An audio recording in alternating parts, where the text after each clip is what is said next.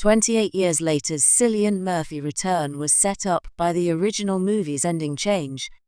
Cillian Murphy's return in 28 years later feels like a triumph decades in the making, and perhaps it always was. While fans of Danny Boyle's 28 Days Later long debated the fate of Murphy's Jim, it turns out the clue to his eventual franchise comeback was hiding in plain sight. It all traces back to a subtle but powerful decision: the change to the original movie's ending.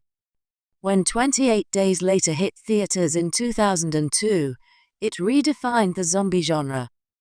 With Boyle's kinetic digital cinematography, a desolate vision of post-apocalyptic London, and Murphy's star-making turn as Jim, the film captured the terror and beauty of survival in a collapsing world. But the ending audiences saw wasn't always the one intended. In fact, the ending change may have shaped not just Jim's fate, but the possibility of his future. And now, more than 2 decades later, 28 years later is cashing in on that choice. A tale of two endings. The theatrical ending of 28 Days Later offered a rare thing in horror: hope. After surviving the horrors of a rage virus-ravaged Britain, Jim is shot and seemingly dies, only to awaken in the care of his fellow survivors, Selena Naomi Harris and Hannah Megan Burns, safe in a remote cottage.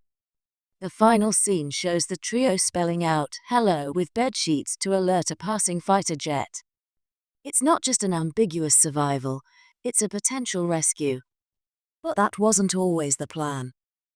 Boyle and screenwriter Alex Garland originally filmed a bleaker conclusion. In that version, Jim dies after being shot. The women flee without him, leaving audiences with a more nihilistic, emotionally hollow finish. That alternate ending is available on the film's home releases, and while it's artistically powerful, test audiences found it too grim. The change was made, Jim survived, and so did the faintest glimmer of hope. That ending shift became more than just a tonal pivot, it became canon. And it quietly opened the door for Jim's return. Survival isn't the end, it's the start.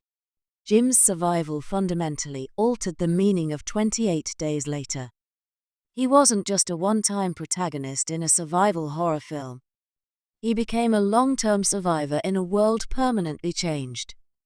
Unlike most characters in apocalyptic tales, who often meet brutal or ambiguous ends, Jim was left alive, changed, and cautious, but resilient. That survival planted a narrative seed. For 2 decades, fans speculated what became of Jim.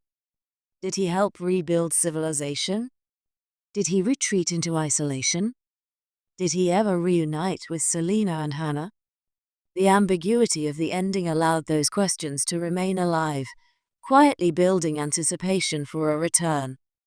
Now, 28 years later capitalizes on that lingering curiosity. And Murphy's return isn't just fan service, it's poetic continuity. It honors the film's first big story decision, choosing life over death, even when the world is ending. A changed Jim for a changed world. Murphy's return comes with a twist. He isn't reprising Jim as the terrified bicycle courier awakening in a hospital. He's older, battle-scarred, and in an entirely new world order. Reports suggest that Murphy may be playing a leadership or advisory role rather than simply returning as a reluctant hero. In a post-apocalyptic society, he may represent a voice of hard-earned wisdom or warning. This evolution is only possible because he lived. The changed ending gave Jim a full arc, and 28 years later gives him a second.